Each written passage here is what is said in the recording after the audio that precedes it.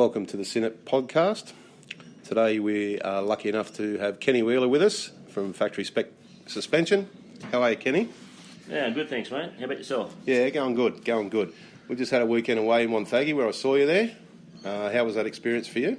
It was good. First run with the Kawasaki guys, and, with Nathan Crawford. He signed up as one of their 450 riders and didn't actually even know if he was going to be riding that round or not. As it turns out, he did. Jumped on the bike Sunday morning, cracked out a couple of top 8 motos and finished 8th. Well, he actually finished 7th, tied on 7th for the day. And that got him 8th overall anyway, so all in all, turned out pretty well. Yeah, it was a good weekend. We might get back to that a little bit later, but before we start, we may as well do a little bit of an intro on you and how you got started in this industry. Okay. Tell us a little bit about that. Well, let me see now. That's a long time ago. I've got to think back. Always pretty much, started riding motocross when I was like 14 or 15 or something like that, and just always been, real interested in the bike, how it works. Yep. Always worked on bikes myself.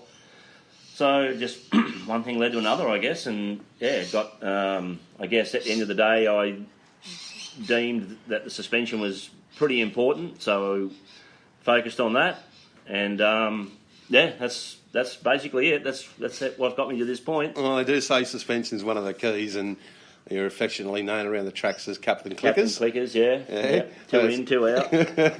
That's pretty funny. So, tell us a little bit about some of the people that you've worked on and worked with, and the good experiences you've had over the time. Okay. Well, I've worked with a bunch of good riders. Before I started working with the teams,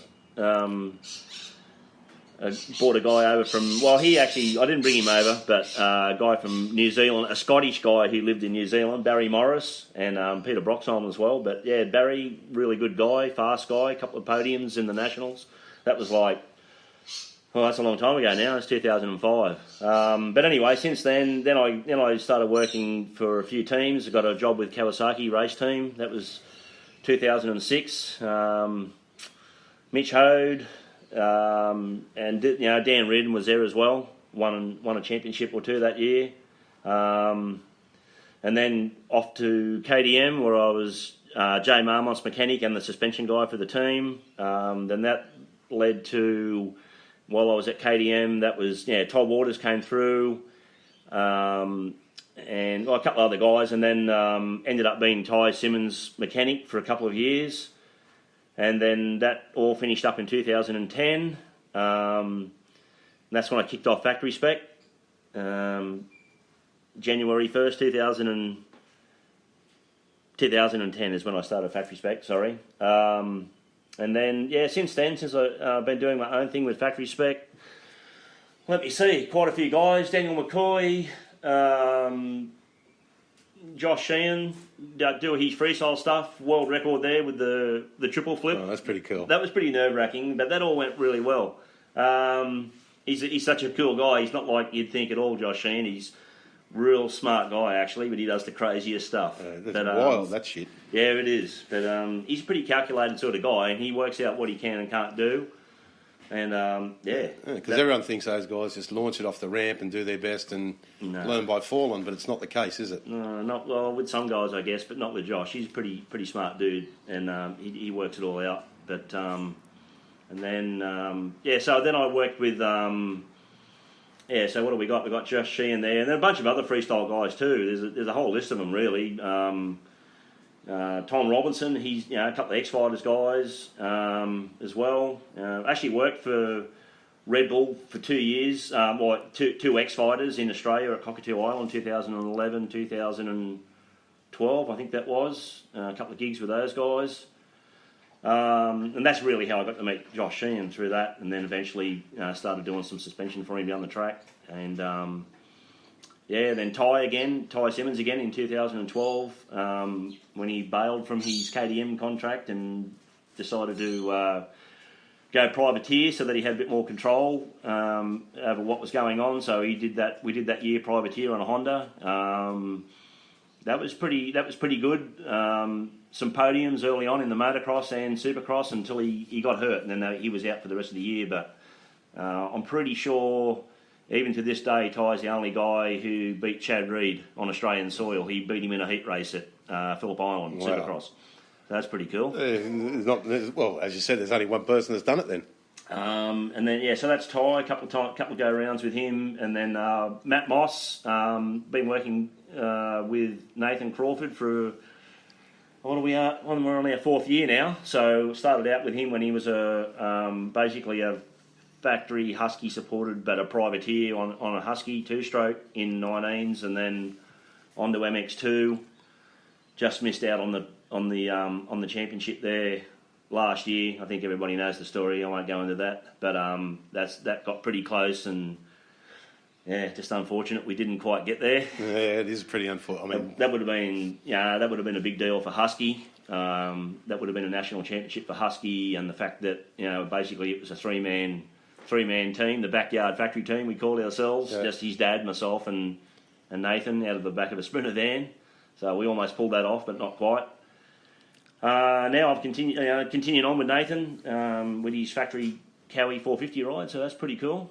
Yeah, I mean, look, from our team perspective, I know you're doing all the guys' bikes, and that's really greatly appreciated, and they're learning a lot off you at this stage, and that relationship we hope will just keep developing over the year and help the guys out. Yeah, for sure. Yeah, you've got some good guys there. You've got your son, who basically is on a steep learning curve. Very steep. You got Willsy doing Wills. Got a fair few runs on the board there with both Supercross and Motocross. And Kieran Hall as well has had he's had some pretty good finishes over the years in MX2 and MX1 I believe as well. So you got some good guys there, but just starting the team. That's a bit of a brave move, and these things take time to dial stuff in and get everybody on the same page, I guess, as you're probably well aware of. Yeah, look, we work through all that there, and we'll keep improving as the year goes out anyway. It's just, as you said, mate, bringing a team together is never easy. Never easy. A mix of personalities and all of that stuff, so we take that into consideration and we just keep moving on there. Yeah. I suppose today, Kenny, one of the things that all the people that listen to our show or follow us on our social media is there's a lot of things to know about suspension. And that's why there's experts like you in the field. But there's also a lot of little tricks that you should be looking at or talking about when you get your suspension done or you get your bike fixed or it's behaving a certain way. If you can take just a couple of minutes and maybe share some of that with the guys, it might help them in their race day, when you have to make changes or what the bike's doing. Okay. I guess, I mean, I've been doing this a long time now, but I actually got a pretty good, clear picture of what it takes now. It's not really as complicated as people think.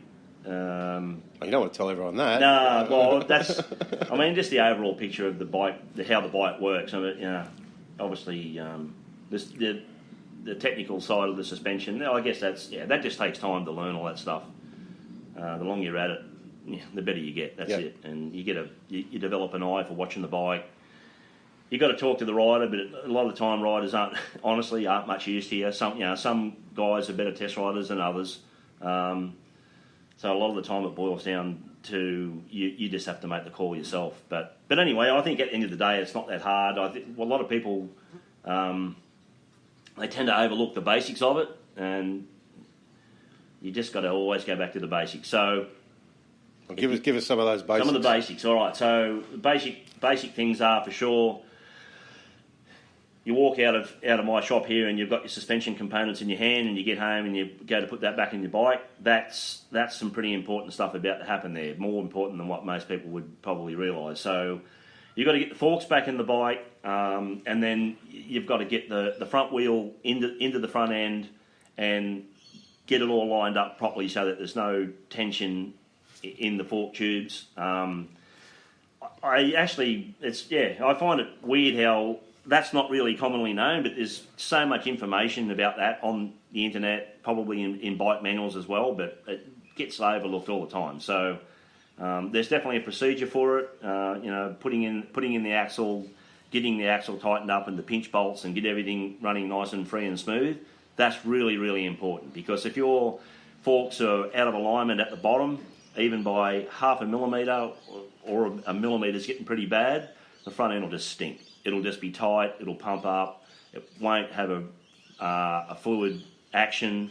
It'll just make it really harsh. So you can have a really nice setup, but if that step's not done properly, the front end's just not going to work any good. Yeah, and I guess some of those times that those happen and you take it home and Dad refits the wheel, and the next call is, Kenny, this suspension doesn't feel right. Yeah, I started working that one out a few years ago. I just send even bikes that we've put together here. So obviously the front end's all lined up nicely when that happens. But they go away, then you get a phone call maybe 3 weeks, 4 weeks down the track. Oh, my forks feel really hard now. I'm like, okay, they're not doing two things here. They're not bleeding the air out of the forks if it's a normal spring fork deal where you've got to bleed the build-up air pressure off. Or they've had, and then the next question I ask them is, have you had the front wheel out recently? And most of the time the answer is yes, and it's either for a new tyre or fix a flat tyre or whatever. No one ever takes their front wheel out to clean it and re-grease it. It's always they have to do it. So it's only if they've got to put a front tyre on the bike or fix a flat. But anyway, so the wheel's gone back in and the front end's got put together all over the place, and it's the forks are pulled in. So I just double check on that stuff all the time now, and I've seen bikes at the track that I've done, and the forks feel terrible and blah blah blah, and I walk over to the bike and I see like 3 millimetres of axle hanging outside the right hand fork plug. So straight away I know that it's all wrong, and it's probably mushroomed as well from being hit with a claw hammer. So out with the axle, file it up, clean everything up, put it back together properly, and bingo, bike works great again. So that's the fun of the bike. Go to the back of the bike, same deal. Got to put the shock in it. This sounds pretty simple, but you've got to make sure that your linkage is working too, not seized, and it's working as it should be. And then check the ride height, check the sag. That gets overlooked all the time. To give everyone like an idea, if your sag's out by 2 mil, 5 mil, 10 mil, what's going to be critical in that stage? Okay, well, a couple of mils not the end of the world, but it depends. I guess. It depends on the track. The smoother the track is, the less important all this stuff is. You can ride in any crap suspension when the track's smooth, and everyone's pretty happy. But as soon as the track gets torn up, that's when everybody starts whinging about suspension. The ride height is important, the sag, whatever you want to call it.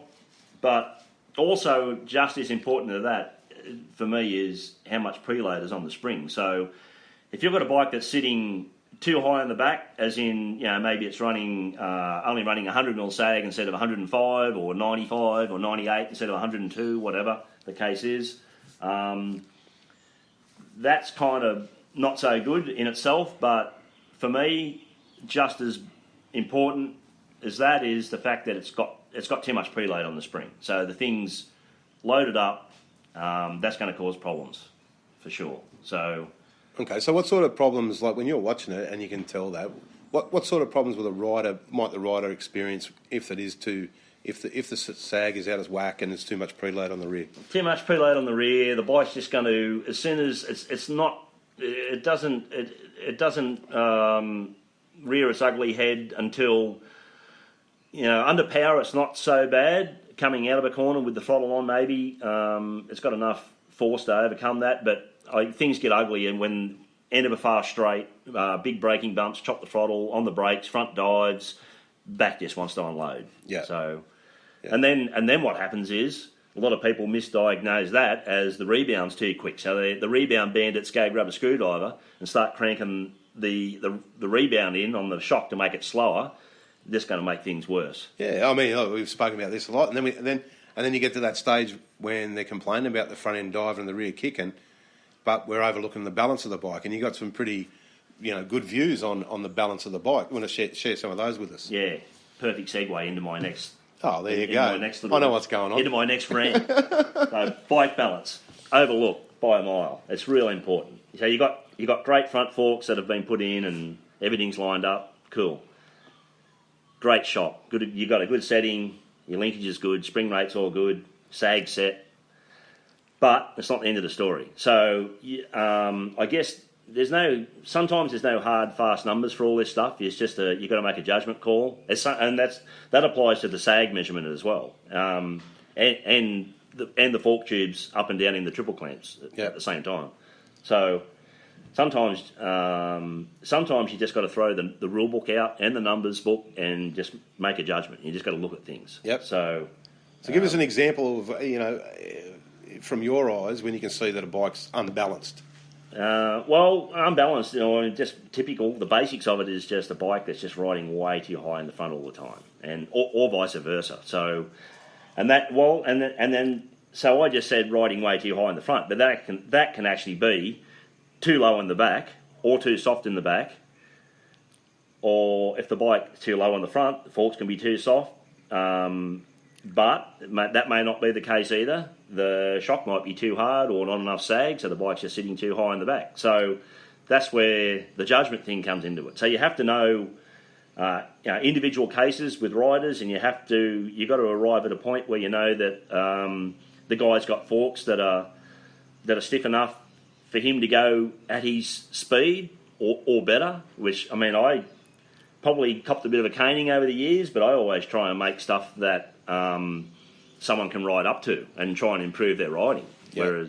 That's I've definitely taken heat for that. I know that. And then you just get people who don't like that. They're just happy just having a pair of mushy forks and the things are diving and bottoming, but they're plush. Yeah. The catchphrase plush. They're happy. Yeah. They're happy guys, but their forks are crap, and they'll never allow that guy to try and push and better himself and go faster. So I always try and build that into what I'm doing.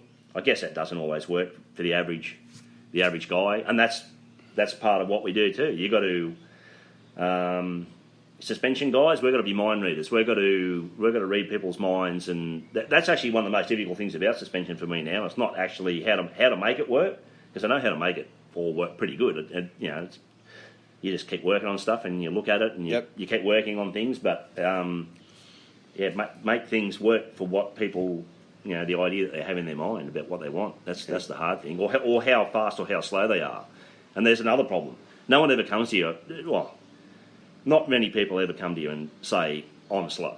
Yeah. Everyone wants to be a good rider. Yeah, everyone. Okay? But we're only a little bit. We're all a little bit off Chad Reed, aren't we? But the difference between the slow guys and then the guys racing club days, and then they get better, and then you go all the way up to the top in the very top of the sport with the pros. There's a lot of scope in there from slow to fast. So that's the hard part about what we do. But getting back to the original question, bike balance, it's really important. But I guess it's a hard thing. You just got to have a good eye about what's going on and just make adjustments. Yeah, accordingly. Look, some of the things that we've spoken about just in the team, some of the rider feedback, and you touched on rider feedback, how important it is. A couple of the guys, especially at Wonthaggi, where it started cutting up and it got a little bit rough, felt that their front end was too soft, which made the back kick up. So, that's one of those occasions where, I guess, kind of normal thinking is track gets rough, you go softer with the suspension, but that doesn't work with the track like the other day, because they're big bumps and the track's got some fast sections in it. So, really, you need to go stiffer with that. Yeah, you stiffen up as you're talking about the balance, you stiffen up the front, which then can take a lot of pressure off the rear. Yeah. To handle those things. So, I guess there's a whole lot to understand in relation to suspension, and it's well known that the effects on your lap times or how you perform on the day it's one of the keys.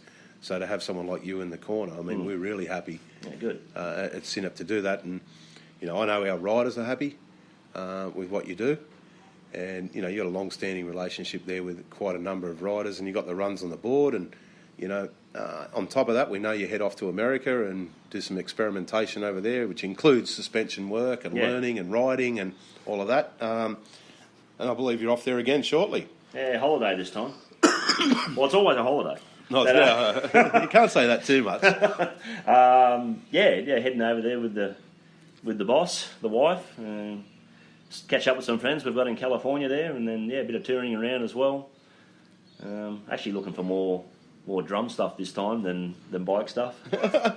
Spend some cash. Well, maybe we can do an interview another day on the old drum stuff. Oh, yeah.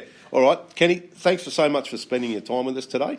Obviously, we'll put this out there, and we look forward to continuing the relationship with the Synap team, and we'll see you around the track. Not a problem, Scott. Pleasure to talk to you. Thanks, Kenny. Thanks, mate.